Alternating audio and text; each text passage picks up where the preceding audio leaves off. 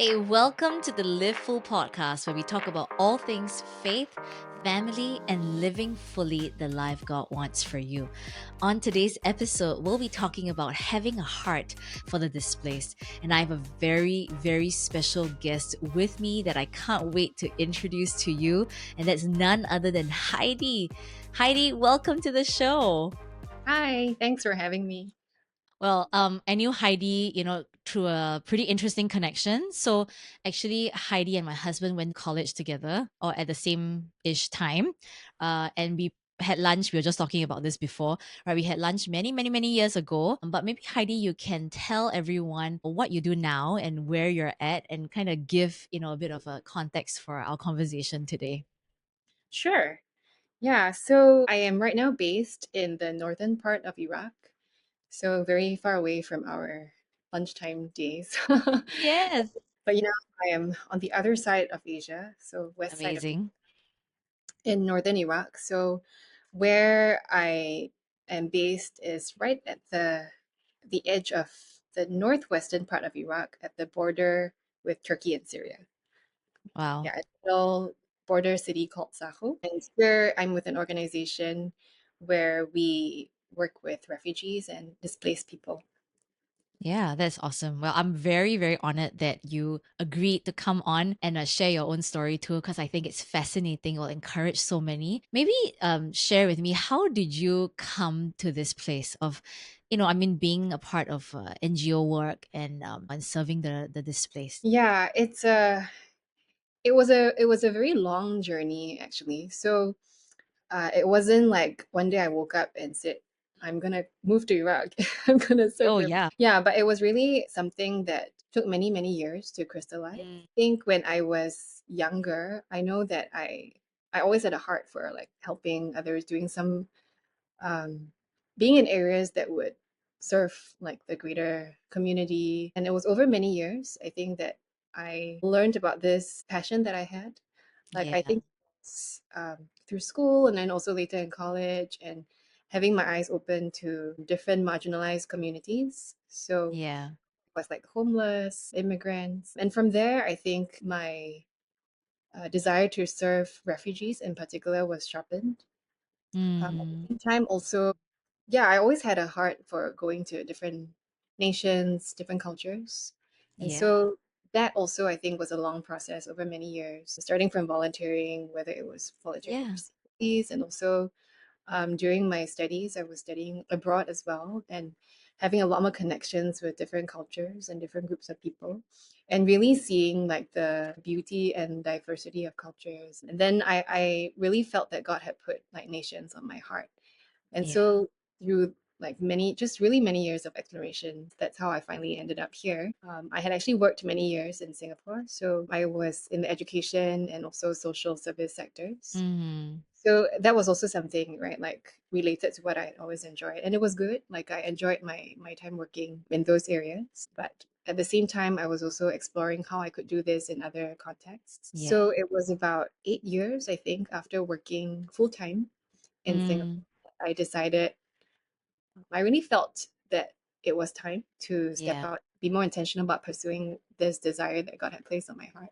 With some fear and trepidation on my part, so on my parents' part, I took a gap year.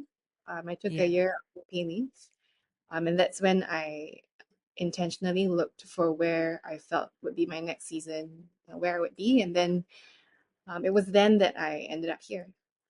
That I found Yeah. place and this people.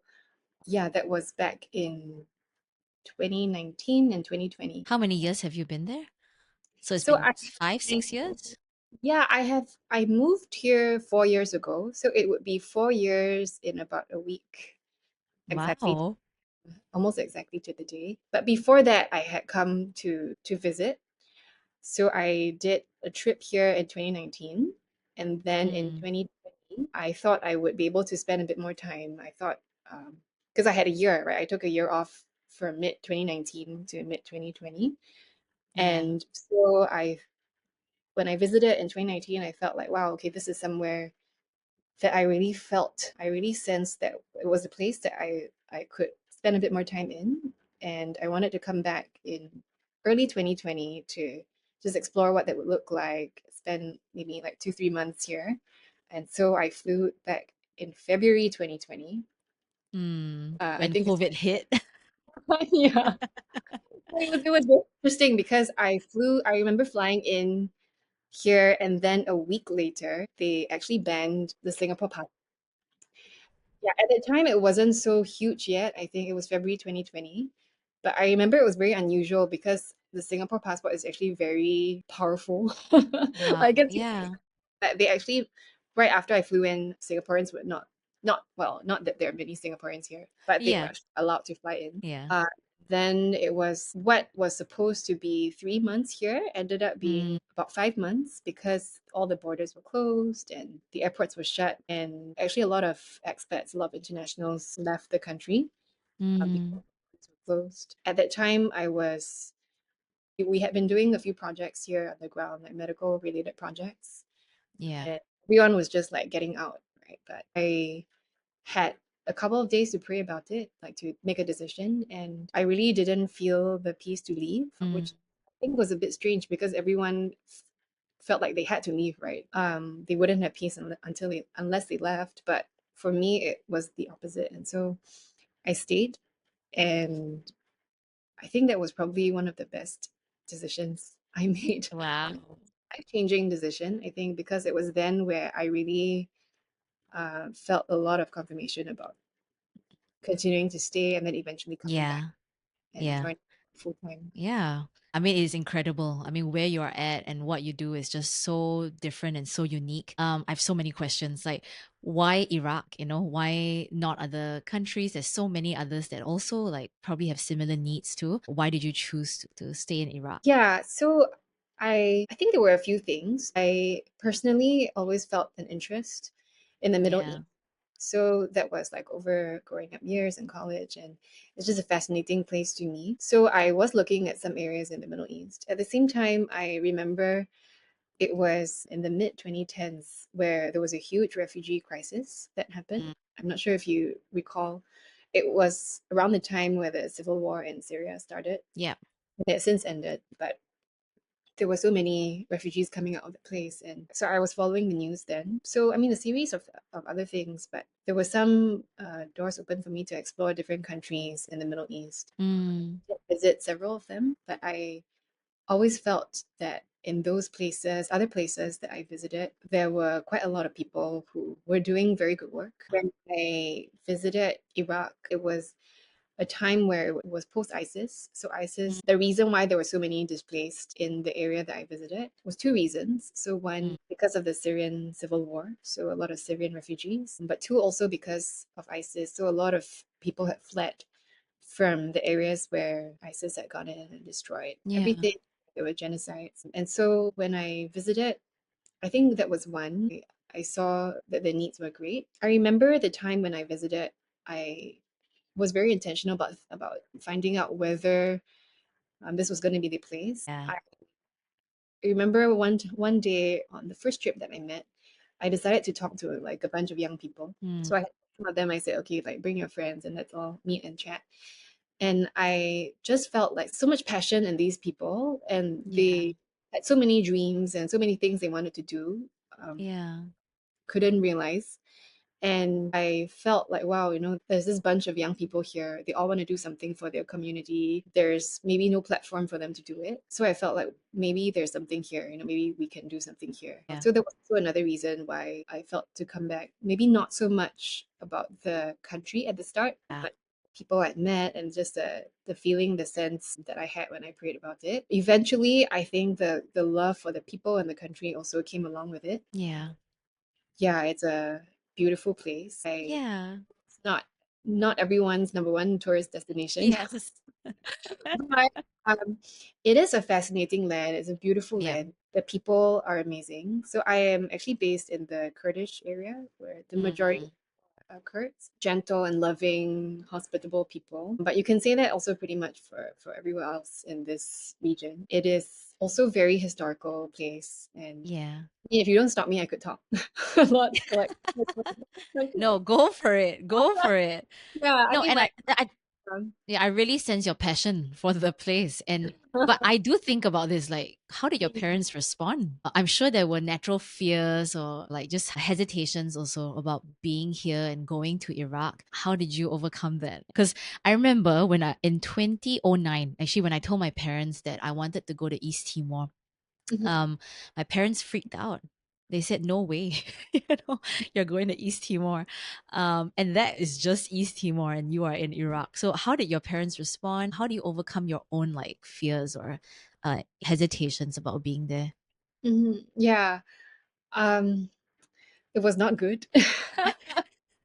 Yeah.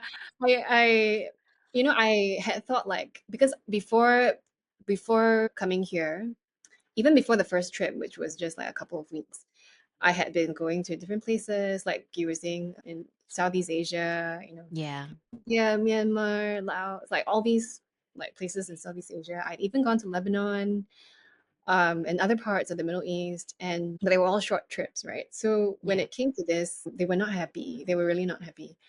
But I think there was context for this, and other, I think the bigger picture at that point was they were also not the most thrilled when I said I was going to take a year off. yeah. Actually, it was going to be I'm going to quit my job at first. Mm, Actually, my then boss like talked me into taking a 1 year no pay leave, which was very nice of like very generous and kind of him. So taking, I think that was the larger context of things where they were not happy that I had left a very stable job and like a fast progressing career. So that was already something that my dad in particular was not happy about.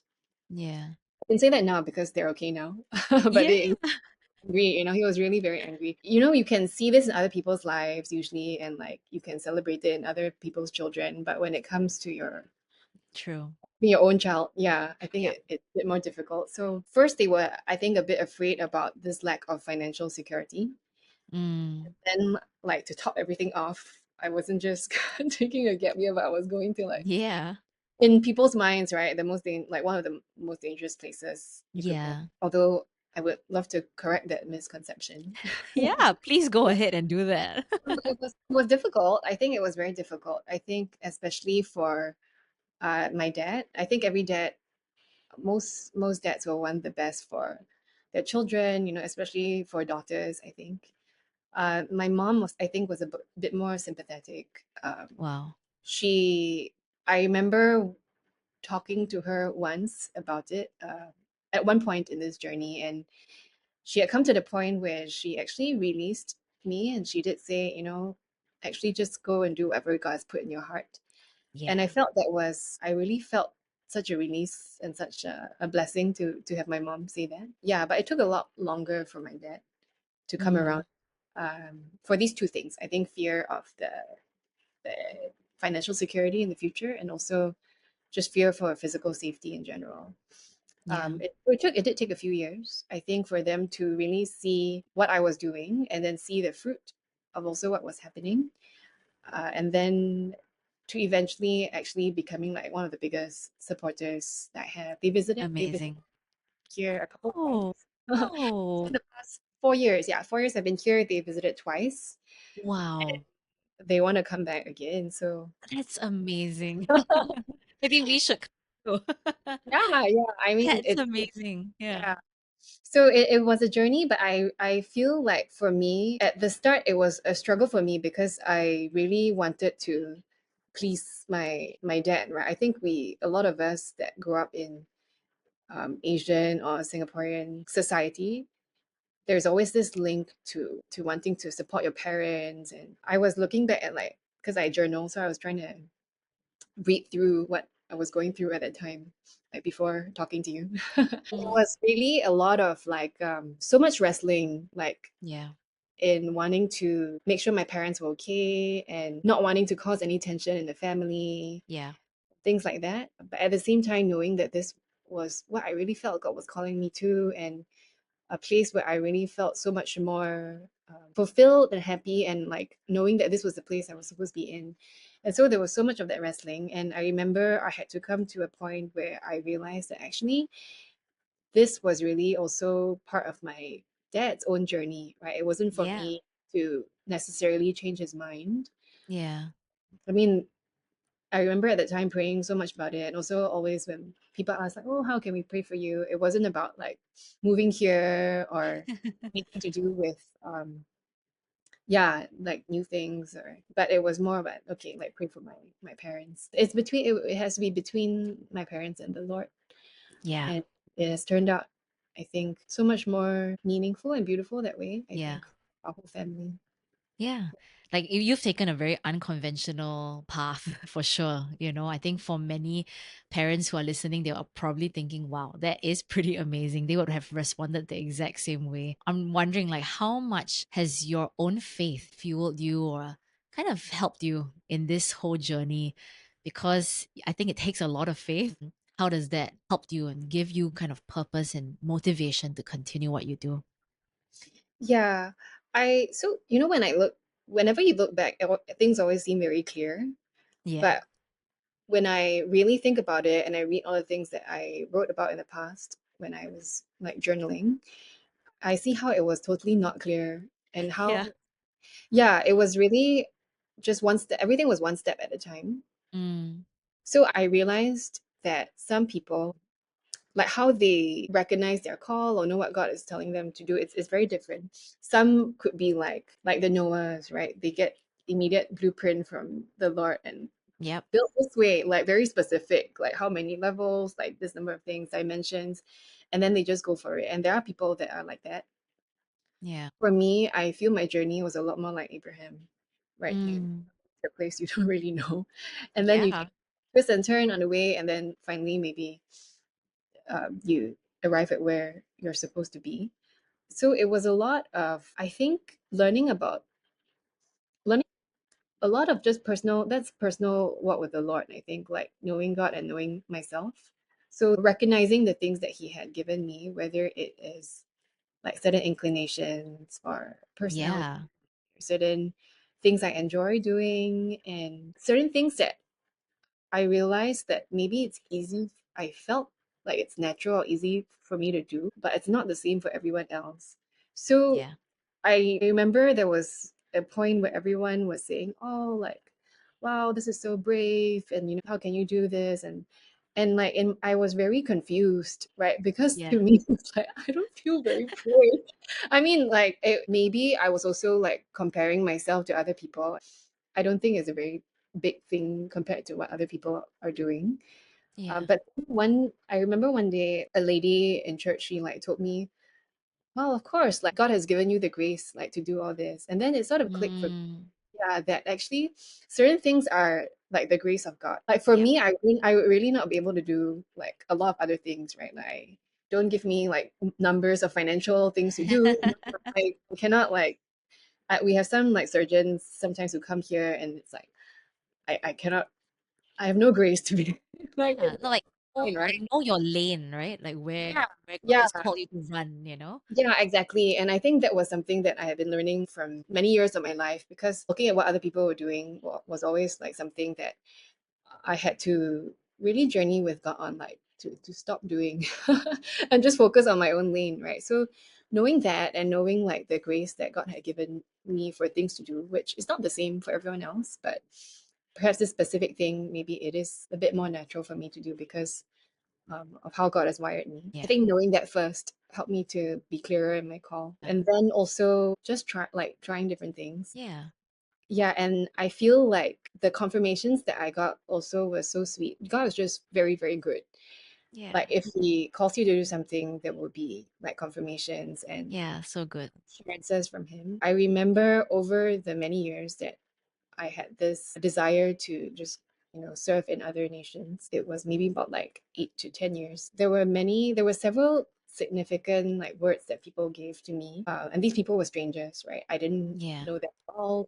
But they were just praying for me without fail. Every single like word that was spoken had to do with like going to the nations or serving the Wow. poor, something about social justice.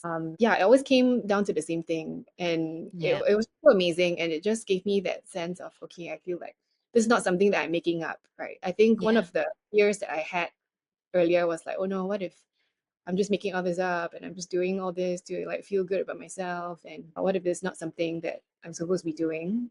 but it was just that gentle assurance, I think, from the Lord that, yeah, like I see you. And um, sometimes also like a desire that God has given. So it's not a bad thing, right? To have these desires. He just gave these like assurances and confirmations that I was Yeah, on. that's great. No, I love the point about how sometimes, I think a lot of people feel like I need to have everything clearly laid out for me before I actually take a step and do what I feel like I'm called to do. It needs to be so clear. And sometimes by the time you wait for that to happen, you actually end up doing nothing, because God doesn't always work like that. You're right. I think there are moments where it's like a Noah moment and you can see everything so clearly, like the next 10 years, what will look like. But I think for us, most of the time, it's a journey of faith, right? Yeah, As we step out in faith, as we, take another step, things become clearer and clearer for us. yeah, And I think that's probably the most important thing in our own faith journey is like knowing that and trusting God along the way too, that because God, you are good and I can trust you, right? At each step of the way. yeah. I'm also thinking about what you do exactly, and I want to hear like what is a typical day at work like for you? What exactly do you do? Sure. Yeah, it's a bit hard to describe a typical day, but I can try and describe a typical week. Yeah. Okay. Okay. Yeah. Let's do that. And things also have I should say that things have changed over the past 4 years that I've been here. So from just a team of one, right? I was when I came in 2021, when I moved here in 2021.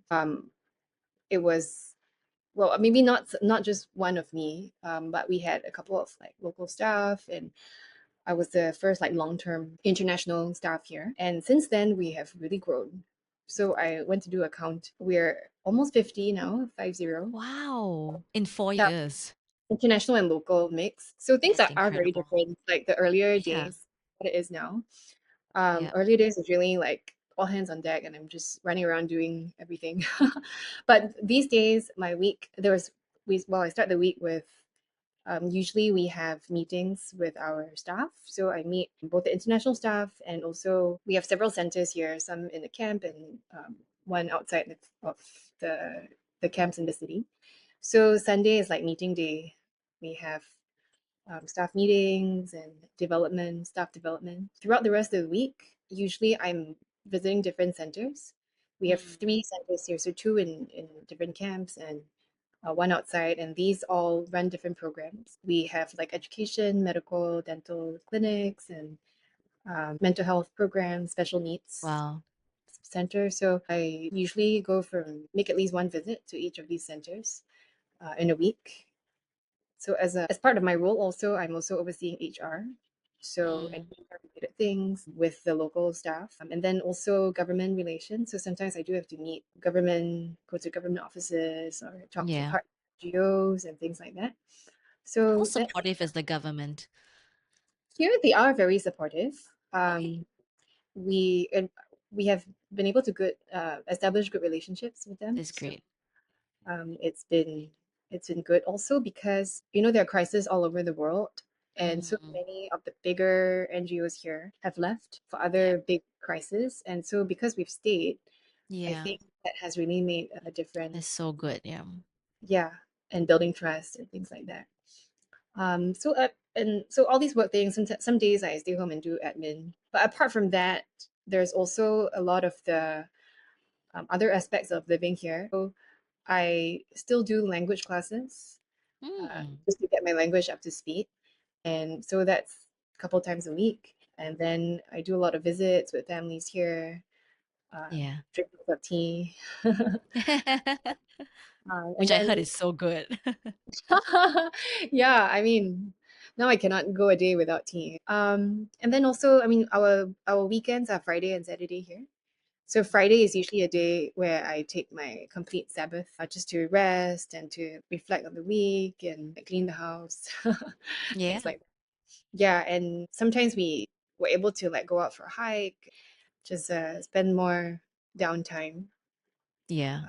fresh from the week, Yeah. and then the week starts again. So it Yeah. can be pretty fluid. My other coworkers here, they might be in the centers a bit more, doing direct work, running the programs.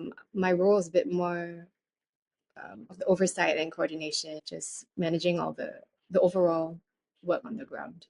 Yeah. Can you tell us what your favorite part of the job is? And maybe if you like have a favorite memory of something that really, really left an impression with you, yeah, about what you do. Yeah, I mean, it must be working with the people here and just like, Yeah. sitting with people. I sometimes I find I am doing as the organization grows bigger, as the team grows bigger, and I need to do Yeah. more of the oversight and like expansions of work or yeah, but I still make it a point to connect with people, whether Yeah. it's our local staff or friends. So I really enjoy that. I think that's where I felt I came most alive. So it Yeah. could be our friends in the camps or in the city, just appreciating them. They're such hospitable people. I there's one story that I remember very vividly. Mm. I was visiting a couple of two sisters who were displaced in the camp, and they've since moved back to their hometown. But I went for a visit one day. I went for lunch. They had like kept inviting me, so I had been to their place many times and quite connected to this to the larger family. So Mm. I went over one day, and usually when I go, I try to bring something Yeah. for the family, whether it's like fruits. So I remember that day was a summer day, and so it was watermelon season. So I Yeah. got this big watermelon. I lugged it to the house, right? Yeah. Plopped it down, and we just had a very simple lunch together. And um, in their tent, they don't have very much, so very simple, but just means so much, right? When they are able to prepare even like the littlest things. Yeah. So we were just spending time together. Then their mom came over to join us.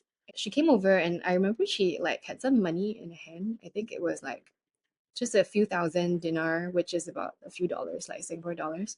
And she like Yeah. pressed it in my hand, and I was so shocked. I was like, "Why are you giving me money, right? Like, don't give me any money." Like I thought, like, is she trying to pay for the watermelon that I brought? Like, what Yeah. is Yeah. and it was so I was a bit shocked. I was like, no, no, no, I cannot take it. Like, I don't want to take your money. And she was like, no, no, like, if you need any help, I really want to be able to help you. And it was just, I was stunned for a moment because most of the time people are wanting our help, Yep. like, once giving, like, whether it's services or, just giving of ourselves. But, like, it seemed almost like it was, the roles were reversed. And she was, like, insisting, like, oh, no, like, have this money That's and amazing. I only managed to convince her like to stop like when I said, like your friendship is enough. We don't need to like have money in this. It left an impression because I feel like, the hospitality and care of the people here, but Yep. also to know that when I'm here, like I'm not just giving, right? There's like a mutuality in things. As one side gives, the other side receives, and then as I also give, I also receive. It's mutual growth, right? And mutual care, and I think those are the most beautiful moments. Yeah. Happened when I was here in COVID.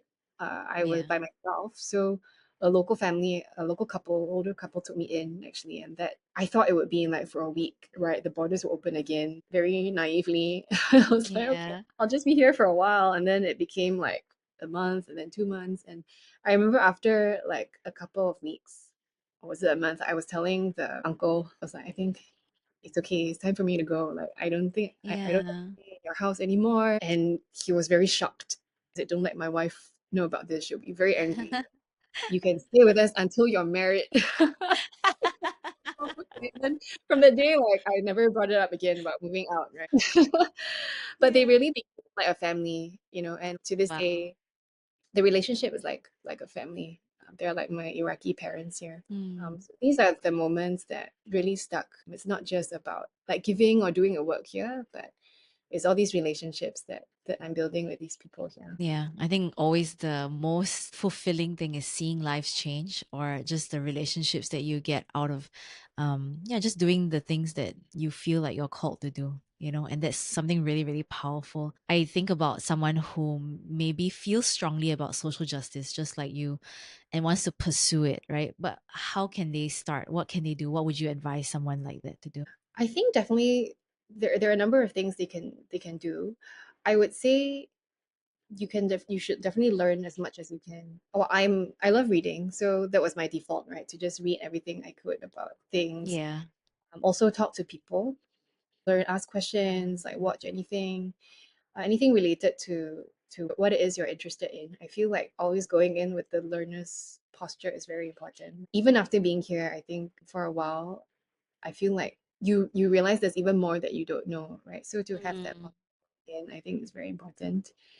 Um, Second, I think it's very important to guard your heart and Yep. also make sure that you're of your walk with the Lord. Because I feel like in this space, two things could happen. People can get very angry in Mm. this space. Yeah, especially I feel I could see myself also, I guess, getting angry at things because of the injustice and things that you see going wrong in the Yeah. world with governments and there can be a tendency for some people to just be very angry with the whole world, right? And so if you're not grounded or walking with the Lord, it can be quite difficult to process all these things. For me, at least, I didn't feel like I wanted to go that um, activistic route. I know it's a place for some people, but I felt that that is a place where I have to be very careful also, Yeah. and make sure that I know the bigger picture and that I am processing these things with the Lord. I think the other risk is that you get overwhelmed and drowned out by all the problems of the world. You can get very depressed. Yeah. Yeah, it's because of the things that you face every day. Yeah. Um, I mean, the stories of some people that you hear here can be very, very heartbreaking. They appear to be happy and generous and hospitable, but they're very deep, deep like traumas and wounds, right? Not just individual, but collectively as a whole. And so it's um, if you're not careful, also you can be very, very overwhelmed Yeah. um, by just the pain and yeah, you could wallow in it, right? So that at that time again, I think it's also very important to be grounded in the Lord and know Yeah.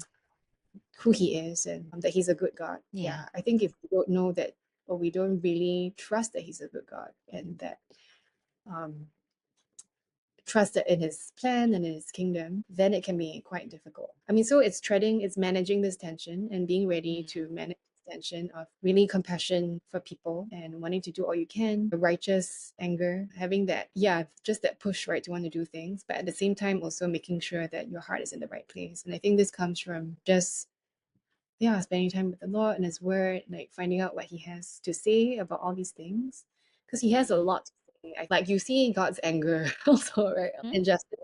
Yeah, and then at the same time, you see His mercy and you see that His kingdom is here, but also to come. And so you need to know and trust that that's the whole story that God has, and it's not over yet, and to be Yeah. grounded in that. So I think that's very important. I would say the third thing that you could do is find like-minded people. It can feel like a lonely space. So Yeah. I know when I was exploring things like working cross-culturally and things like that, especially in the Middle East, not many people, first of all, were even interested. Yeah. And so it felt like, I was so excited about all these things happening and things I was seeing and experiencing, and then it would just come up to a wall, right? Of people who were just saying, "Oh, okay, like that's good for you," right? But Uh, moving on with our own lives. So I feel like it's important to search out people who you're able to run with. yeah. I would say that it was very difficult for me initially because I really couldn't find very many people. But those that I found, I really tried to hold on to. And then after that, it got easier because once you find someone and others, and then it snowballs and you're connected to a community that understands what you're going through or has the same passion and heart, and you're able to do something together, right? Not just alone. So Mm. I think that's important to keep accountable also and to care for one another, I think. Yeah. Yeah. So caring for each other and yourself. Yeah. So I think that, yeah, just some things to get that's a lot actually to get started. I think it took me many years. So, Yeah, but I like what you said. I think the first thing is, hey, cultivate a heart that is like God's, and finding the right like balance too, because sometimes you can skew either way, and you feel so strongly about something, but then actually recognizing that you are not the one who's going to bring the real change. Actually, God can do that. God wants to do that, and He sees the injustice even more than you do, and He yeah. knows the injustice even more than you feel it or you experience it, and he Yeah. actually wants to come in and change that, and so that's really powerful. Yeah, thank you so much for sharing that. Maybe just to end off, what if someone wants to support what you guys do and help? How can people find you? Yeah, we have websites and we have a website and social media. So you can Mm-hmm. look my organization up at www.habibi-international.org. So Yeah. Habibi. That's actually an Arabic word for my beloved. Yeah. And we're also Yeah. on social media. So on Mm. Instagram, you can find us at HABIBI_INTL. Yeah, that's how you could find out more about what we've been doing. We're also always welcome prayer. Like I feel like Yeah. understand the value of prayer so much more when we're here, like seeing how things shift and change and how lives are changed with prayer. So you could definitely pray. You can Yeah. give to all the things we're doing. If you're interested, you can get connected, like to help out more and volunteer in other ways. You can also get connected with the office. We have an office in Singapore, Okay. Habibi Singapore. Yeah. So just write in info at habibi-international.org and we'll link you up with our office in Singapore or in the Yeah. US, based in the US. Yeah. Wonderful. Well, that's great. Thank you so much, Heidi, for sharing all of your wonderful stories. I am very sure that you've inspired many. And thank you so much for joining us today. I hope that you enjoyed today's episode, and do look out for future conversations to help you to live full.